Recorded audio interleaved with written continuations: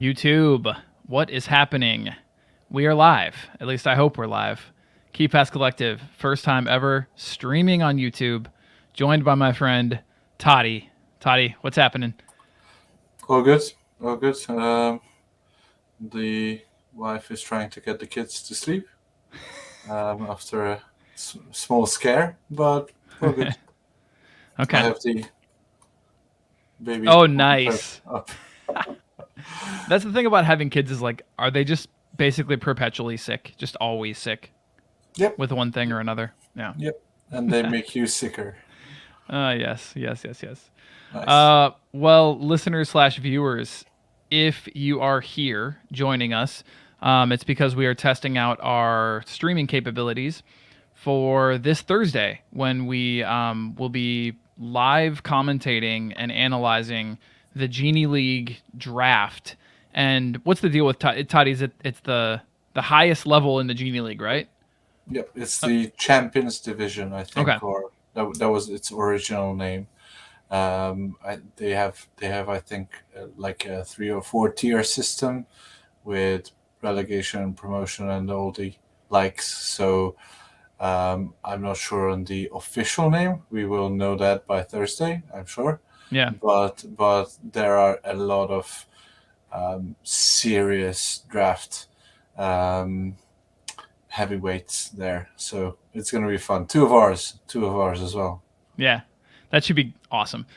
First time ever we've tried to live stream something, so hopefully that works. We'll be able to have the live draft board up on the screen as we do it.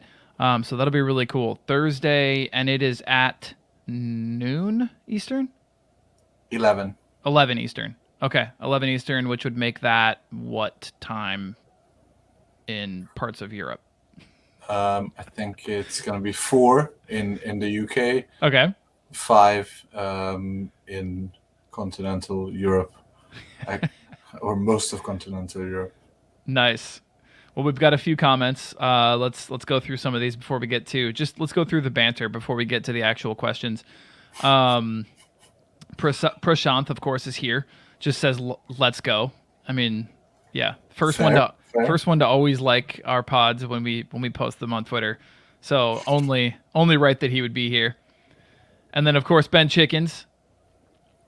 Ben Chickens, seeing you loud and in color. Nice. Yeah, pretty solid. He says, Flash Mob says, why draft anyone from Everton at the start of the season? This is from Ben Chickens. You can see it on the screen now. I mean, fair points. Um, well, I, I think McNeil is as we've seen in today's waiver run, is a perennial draft legend. But other than that, yeah, I can see most of Everton's players on the wire early doors. Um, there is I think a prevalent thought process behind them signing McNeil and Tarkowski just so that Deitch will be comfortable from October onwards, Yeah, because he'll know people when he comes in. Um, we'll see. yeah, We'll that see. makes sense. We haven't been high on old Frank since he came in. There was um, some form of positivity to go around when they saved themselves from relegation, but I think it was mostly the other teams sucking more than they did, unfortunately. And Technical so terms. Yeah, yeah, so I don't technical think. terms. Yeah. I'm with you, Mr. Chickens. Mm-hmm. Mm-hmm. That Everton is a pit I'm not going to fall in.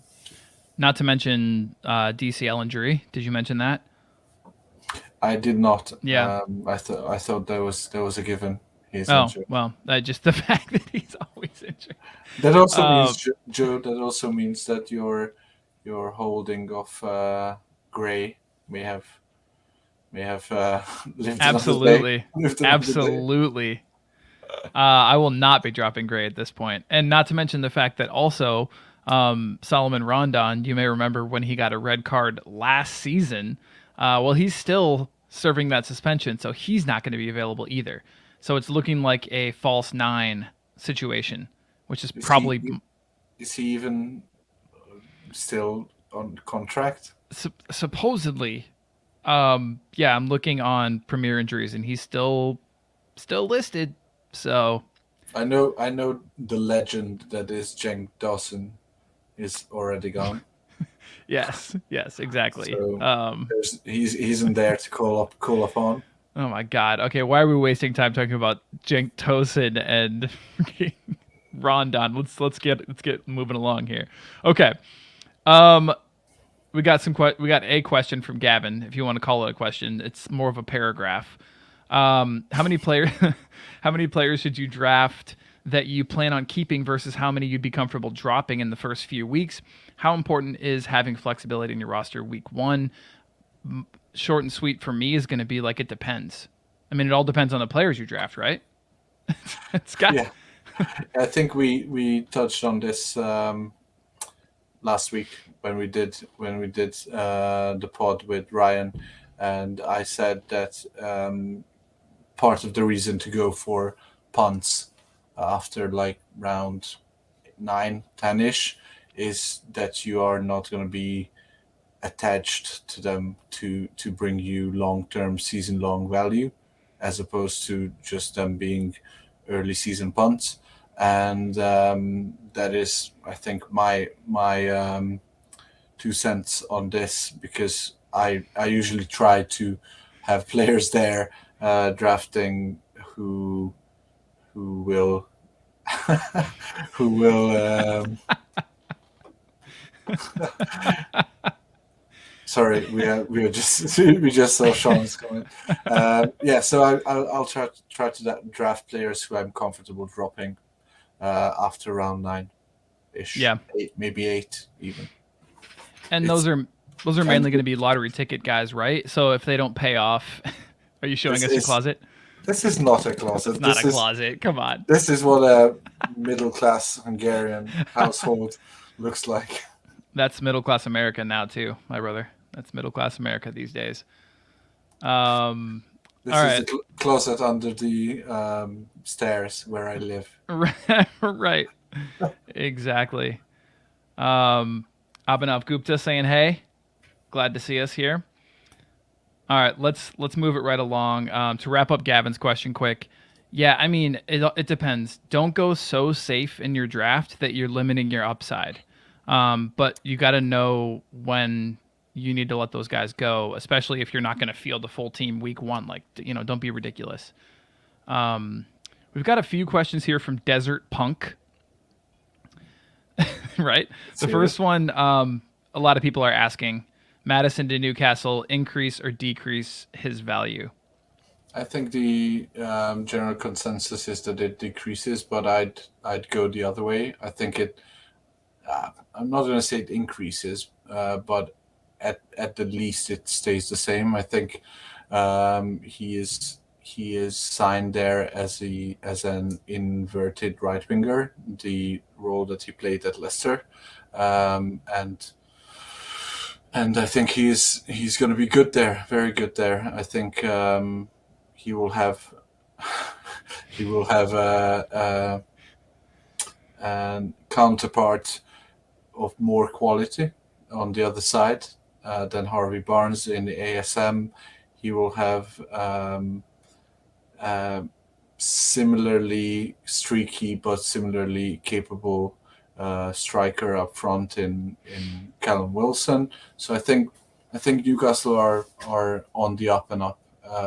So obviously there's some teething issues or growing pains or whatever you're going to call it. I like that. Um, Teething.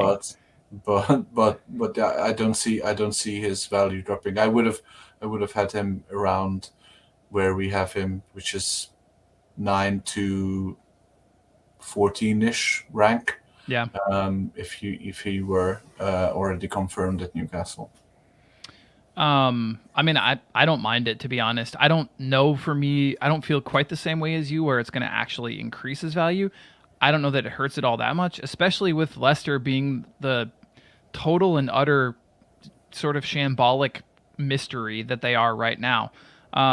Not signing players, apparently their entire team's for sale. Like, it just doesn't make any sense what's going on there. So, yeah, it seems unsettled at the moment behind the doors at Leicester, and so I'm liking the idea of him at least being at Newcastle, somewhere where it's things like you said are on the up and up, and hopefully he can showcase his talents. He's going to lose some set pieces though to Trippier.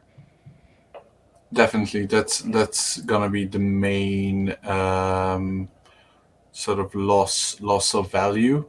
But I think they'll score more goals, and there will be some upward trajectory Yeah, with Newcastle. yeah, exactly. Yeah, I guess the follow up on that real quick from Sean. Thanks for the support, Sean. You're always there. You're always commenting on stuff, leaving thoughts. You're awesome. Anyway, what does matters going anywhere due to Leicester? Ugh. It tanks Yeah. their value. I think Matters, Fufana, and Schmeichel leaving would put them squarely in relegation threatened territory. On the other hand, for me, KDH would shoot up my ranks. Well, yeah, because he would just have to do everything then at that point. Yeah. Okay, then speaking of Fufana, thoughts on him if he signs for Chelsea? Gotta go for a sec. Oh, cool. I'll speak to it. You come back Perfect. whenever you're ready. I'll speak to it. Cheers. Okay, I'm gonna remove Toddy for a second, guys. All right, cool. Thoughts on Fofana? Well, I have him. I drafted him in a league, and not super excited about it at the moment. And that's just because I was hoping to be able to use him week 1. And I think if he goes to Chelsea, it'll take a little bit of time to bed in, maybe even just a couple of matches. But still, we're not talking about the hit the ground running type of start that we would have hoped for.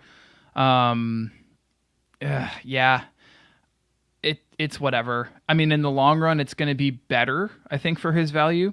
In the short run, make sure you have other options on draft day that you get or bring in from waivers. There's a lot of actually really, really good waiver guys this week as far as defenders go. We'll talk more about that in the actual podcast. But yeah, overall, meh.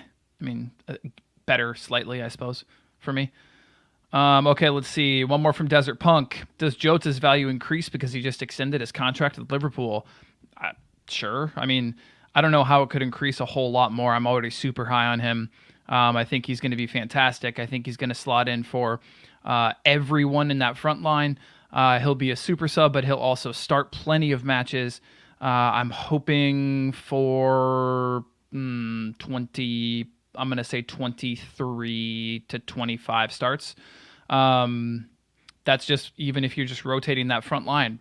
Okay, you sit, now you sit, now you sit, now you sit. Bring him in. So I'm hoping worst case scenario, I don't know, 20 starts, something like that. But I don't think he's an every week starter, unfortunately. I don't think that's changed just because he signed a contract. Okay. Moving right along. Keen Lewis Potter, KLP, worth a punt? Absolutely. Absolutely worth a punt. Pardon me. Don't expect anything right away. If you look at most Brentford analysts, experts, even just people close to the team, you're gonna see Yohan Wissa in there for the for that first week in terms of like the starting lineup, and that's probably going to be the case. I think KLP is going to take again some time to bed in, just like most cases. He's an exciting prospect, that's for sure. And I think a lot of people who are familiar with him and familiar with what he's done in the championship, they're saying that yeah, he's got it in his locker to do incredible things, and they're thinking that he'll probably take that spot within, I don't know, of the first like 10 games. But again, you have to be willing to hold him. So it's up to you. Do you want to do a little bit of a gamble, swing for the fences? If so, then sure, yeah, go for it. I like him as a late rounder. Don't go too early. Somebody in a couple of drafts that I've been in, somebody took him in like round 8 or something, and it's just like, no, there's so much more talent that could be had at those rounds. Toddy's still not back, although I did see his daughter in the frame for a moment. So there must be some health / going to bed issues, but it's cool. You got me for the time being. All right, Robbie, Robbie, what round do we think Genie will draft Ellie Alley? Man, the sky's the limit, right? It's probably not going to be first because Genie loves Kane too much there. I think he has Kane number 1 right now, by the way. Overall, I'm pretty sure he's moved Kane up to number 1 in his rankings. And so, what round? Honestly, has anybody watched Everton preseason? I mean, I'm sorry if you have, but has anybody watched Everton preseason? Because they've been subbing him in for DCL. I'm not lying. Like, they have been subbing him in and trying him at forward, which is insane to me. But there is a slight possibility with DCL's injury, whatever it is, that we see Dele start up top for Everton week 1, which is ridiculous. But there is a decent chance. If he's on your waivers, I'm not going to say pick him up, but if he's on your waivers, maybe worth just keeping an eye on. Dele's been pretty good as a striker, says Matthew Stevenson. Like in the preseason, you mean, or previously in a false 9. Okay, yeah, got you. So he's not like a true number 9, jumping yards in the air and trying to head the ball in the goal. Yeah, that makes sense. Okay, well, in preseason. Okay, cool. Like I said, it's worth a shot. If you're hard up for forwards, which many people are this year. Forwards are hard to come by. If you're hard up for forwards and you want to take a shot on Dele, not that he's going to play as a forward in your team, but potentially on the field he will. So anyway, week 1, there you go. All right, still don't see Toddy back. We're going to keep moving. Let's see. David's Football Talking Games. Amazing name. Are you doing your draft on live? Yes. I don't know what that means, but I'm just, yes. Okay, cool. Here we go. Prosh, how dare you? I'm not going to give away any privileged information. Yeah, but you also pick right before me on the other side of the coin. So I'm sure we'll take each other's picks plenty of times. But I'm not going to tell you all my sleepers. So you can go ahead and log off if you think that's what's going to happen. I'm just playing with you, man. Thanks for coming, by the way. All right. Digne versus Jota. Magnus, I'm guessing you're asking like at that point in the draft. Digne versus Jota. It's Jota for me. Too much upside there. Too much war. Like wins above replacement. Just too much upside. Massive upside. So yeah, I mean, even with the injury, even with all that, if you can get him late in the 4th around, which is when Digne has been going, I like that. So yeah, I mean, yeah, that's a tough one. That's a really, really tough call, to be honest. Jota, I guess, is my official answer, but know that I'm torn. All right, let's see. Jose Bilva, my love, staying or leaving? Staying, if I had to guess, staying. I think that exactly like some commented online. I think maybe even Sean was saying this online. I think it's a power play. I think that's just Barca trolling. But you never know. Suddenly they have 700 million euros that they can just play with. Like, who, I have no idea where all this money's coming from. Some kind of shady backroom stuff. but legitimately they're like selling off portions of this and selling off portions of that, and so it's like, oh, suddenly someone pops up to buy a portion of their like streaming company for their website rights or something for like 100 million. It's just like, okay, well, whatever. Money slash FFP doesn't mean anything anymore. Okay, that aside. Follow up on that. What would you do with him now? You got to hold. If you trade him now, you're trading at value less than you drafted him, which if it looks like he's staying, which it does, at least for now, you're holding. There's nothing else you can do with that. Magnus, welcome back. Do I think Sinisterra is nailed on at Leeds? Well, once he's healthy, yeah. And that is going to be... Hold on one second. That is going to be some time here. Hold on, it looks like Toddy's back. Are you back? I think so. Nice. We'll see. We were just talking about Sinisterra. Magnus had a question whether or not he's nailed, and I said yes, but he needs to get healthy first. So the latest information we have, this is according to PremierInjuries.com, is that his return date is now 8/21, and that being it's a hamstring, that could be even a week or two after that. So getting back to full fitness, as you know, Americans know through watching Pulisic for all the years that we have now, getting back up to full fitness after soft tissue injuries is tricky. Yeah. So if you are looking for comparisons, I'd compare him in production and in nailedness due to injury to like first season ASM.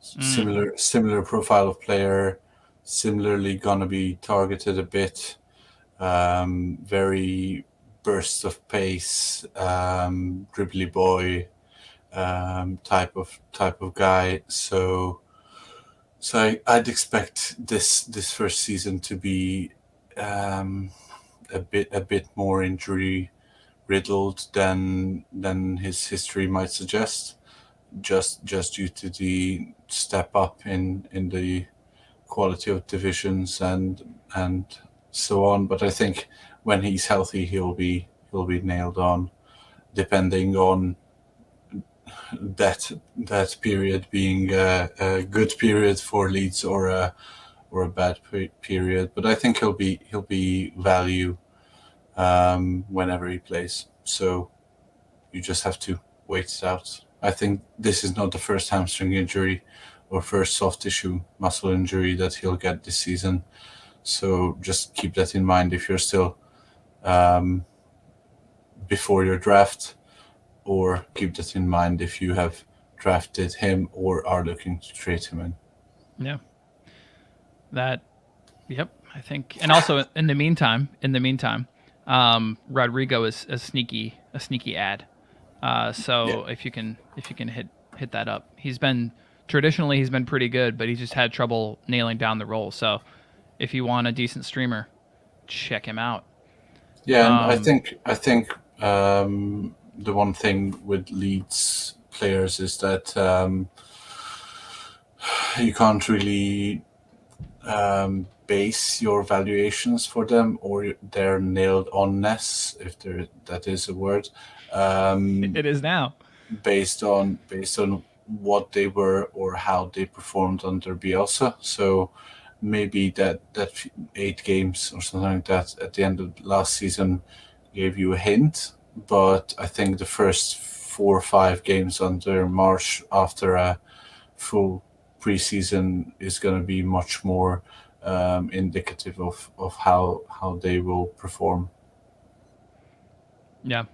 Draftopia, welcome, man. Thanks for joining us. I loved your appearance on Banta Boys. Nice job. And what you've been doing for the community recently. So cheers, man. He's asking, as you can see, Toddy, what are we doing with Chelsea wingbacks? Cucurella incoming possible.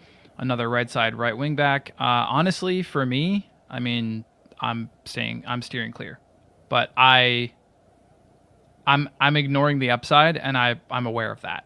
Like, but I'm just gonna do it. But I'm probably gonna lose out to Joel having like a 40-pointer against me several weeks. Yeah, I think I'm in the same boat. I've been quite vocal about my Reece James fears, and this off season has not done anything major to offset or to calm my fears of him starting a fair few games in centre back position. Um, I'm very skeptical about Chelsea's signing power. It's a very strange situation for me with Cucurella. We know that City have the money. We know that Pep wants him. We know that they have identified him as a target. We know that they've sold Zinchenko, thinking they will get him, and then City get priced out of a deal. It just doesn't add up to me. And when you compare Chiki Bergestayan, or what's he called, the City director of football, and his background in Barcelona and whatever, to Todd Bowley's non-existent European football knowledge and strings. I think it is strange to me to see that this can happen. That City lose out to Chelsea. The only way that this happens is if Chelsea offer like a ridiculously increased amount of money as opposed to what City offered, which could still happen. It's not only the oil rich that are rich. But yeah, I think I'm steering clear as well. Joe seems to have gone now. Am I the head honcho? Okay, fair. So yeah, I think I'm steering clear of Cucurella as well as other Chelsea wingbacks. I'll try to work this. One sec. Give me a minute to try to get a question on the screen.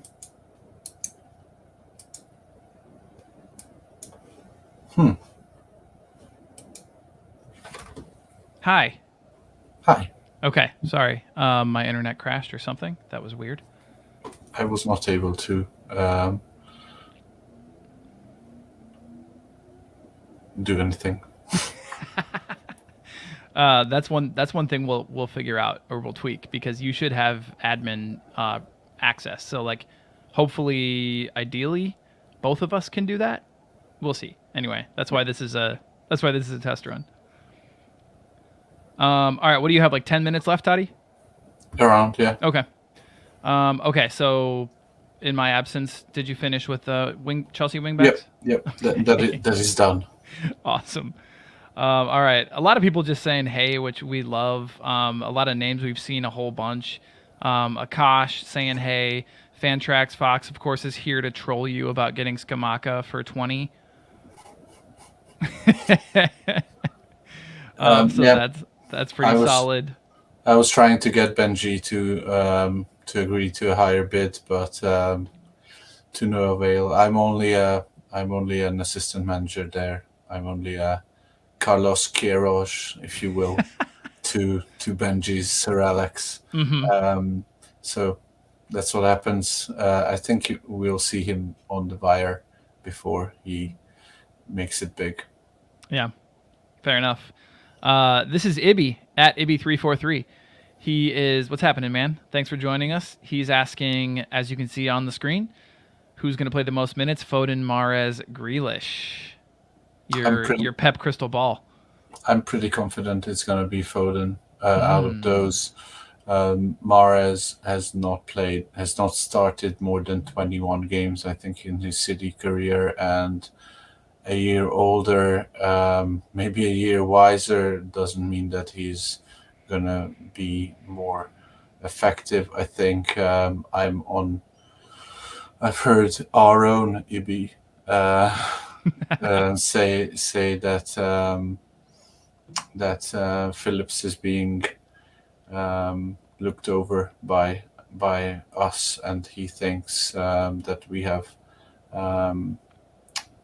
could see Phillips start more, and that would mean Bernardo Silva can deputize at right wing back as well as Mahrez instead of Jesus, who played there a bit last season. So I think they have the numbers up front to be able to rotate enough so that there is no clear sort of beneficiary from the Sterling and Jesus sales. But I think Foden has matured and has taken the steps necessary each season to become a driving force, and he won't be stuck at false nine a lot, which kind of diminished his value. He'll be on the wing or in the Bernardo Silva type role next to KDB. So I expect him to outscore the other two pretty comfortably. Fair enough. That's interesting. That's interesting. I think my official answer on this one is actually Mahrez. Most minutes or most starts or Most starts. most starts? Yeah. I guess he Nice. has minutes, yeah. But most starts for me. I worry that Grealish and Foden are gonna flip flop. They're gonna be rotated, the two of them. I mean, Silva and Mahrez could be rotated on the right wing. Oh, easily. Similarly. Or Alvarez. Alvarez can play on either wing as well. The thing about that is though, like where normally I'm pretty adverse to a lot of City assets. I'm not scared off by any of them this year because of the threat, the quote unquote threat of rotation, because there are fewer bodies there now. So I'm actually happy to take City guys this year. That is coming from the official City non-drafter, so I'd heed that advice. You can call me a hater if you want. That's fine. Strong words for such a family-friendly pod. That's fair. That's fair. All right, let's see. What else do we have? Oh, did you see Fantrax Box's comment? Rashford to outscore Jota. I didn't even register that. I did see that. I will take the bet. If we're doing a bet, I will take it. Yeah, same here. Donation to charity or something. Let us know on Twitter, Fox. All right, let's see. Abhinav Gupta. Nunez looks very solid, but would a fully fit Jota take minutes off of him? I sort of already talked about this when you were gone. And the answer was yes. The answer is yes, but also like I think there's going to be a lot of rotation going on. I don't know that there's going to be a nailed front three at all. And yeah. I think what people are failing to recognize, I know you're not, Toddy, is the fact that Bobby is also going to take minutes off of Nunez. Exactly, and Nunez can play on the left, so can Jota. So I think the thinking of Diaz and Salah being nailed on and the other three fighting for one spot is flawed a bit. I think Salah is the only one who's nailed on, and he has one more body to relieve him as opposed to previous seasons. So I think even he might be able to get more rotation time, but that's beside the point. I think he's still nailed on for 35 plus starts. All the rest, I think we're looking more like a City lineup, not 21 starts like Mahrez or something like that, but below 28 for all of them. Yeah, I'm with you. All right, Matty Stevenson. Thoughts on Perisic? Would you prefer him or McGinn? This is not close to me. Tell me. McGinn. Yeah, same here. Okay. I was off McGinn, and we had was it a draft or a mock that we did with Ryan, and he told me to have a look deeper, and I did, and now I'm on McGinn. And I think the second defensive midfielder who came in. This is my wife. She's sitting right next to me. I can attest. He is very handsome. Taddy's seen me in person. Yeah. Yep. Long live Lisbon. Even more handsome in person than on YouTube. Anyway, okay. So yeah, I have McGinn higher for more minutes and not more points per start, but definitely more minutes and more starts. Yeah. I'm nervous. I'm nervous about Perisic. I'm nervous about people say he's not injury prone. He's missed something like, I don't know, I think it was 17 starts in the last 3 seasons, which isn't terrible. But I'm just nervous about Conte, bringing people off at half. I'm really nervous about Conte using all of his 5 subs like every week.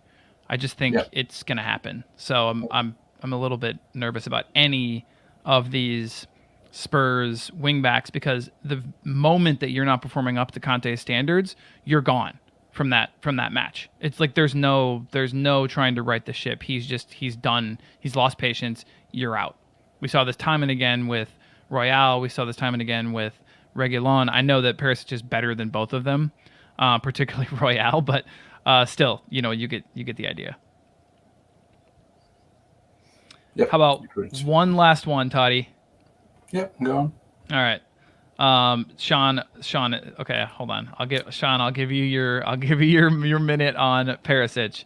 35 starts last year, 80 minutes per start. Okay, then go back the year before when he was under Conte, and then give me those same numbers. All right. Steven Terrence D, what's up, man? How's it going? Long time podcast follower / interactor on Twitter. Appreciate having you here, man. Lingard, how close to West Ham fan tracks does he get? Fan tracks form, sorry. How close to West Ham fan tracks form?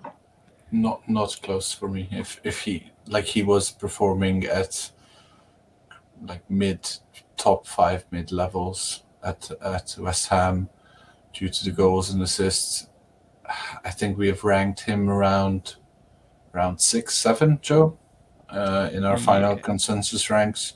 Yeah. And I think he'll be decent. I think he is an upside pick there. So if you're looking for a player who can get you the 20-25 pointers every third game week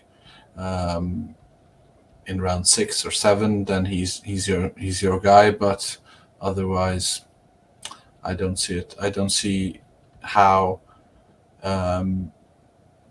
the players around him are just not that good as they were at West Ham, and that does impact his production as well.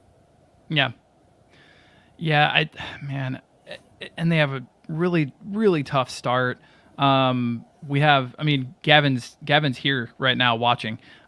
He sent us a tweet today of like a Forest commentator / insider, whatever, who didn't even have Lingard in their best 11. So I don't know what their expectations of him are. For now, I'm tempering mine, that's for sure. But I'm happy to draft him in whatever. I'm not going to reach for him, but I'm happy to draft him in the rounds you mentioned. Yeah. Cool. All right. Well, let's go ahead and let you. Did you confirm whether or not it's sickness or if it's just restlessness for your child? Well, a little of both. I think they were at the pool today, and there's this plant next to the pool that they were playing with other kids. That the leaves of the plant were like medicine, and someone was sick and someone had to eat it and whatever, and she might have consumed some of the leaves Oh no. of the plant. So that's my suspicion that made her sick. But I think she'll be okay. Hopefully. I hope Ben Chickens is still here, because that story is right up there with upstairs toy, downstairs toy for me. That's it's Yeah. fantastic. Yeah. Just eating random plants because they're quote unquote medicine. That's great. Well, that's what 3.5-year-olds do. So I love it. I love it. All right. Well, everybody, come back. Not to this live stream, but the one that we're going to post later. Come back on Thursday, as I might be here, but for sure Toddy and Robbie will be, to live commentate and analyze and probably throw some shade slash criticize picks in the Genie League in the championship division. That's going to be incredible. So Thursday at, you said it was 11 Eastern, right? 11 a.m. Eastern. Okay. Yep, 11 a.m. Eastern. And aside from that, thank you to everybody who showed up. I think we were up in like the 20s in terms of viewers at one point in the stream, which is so cool. That's awesome. Very cool for us not advertising it, and our first one, and me fucking off for 20 minutes. We appreciate all of you. Thanks so much, community. We love you. You're the reason we do this. We'll talk to everyone soon. Cheers. Yep.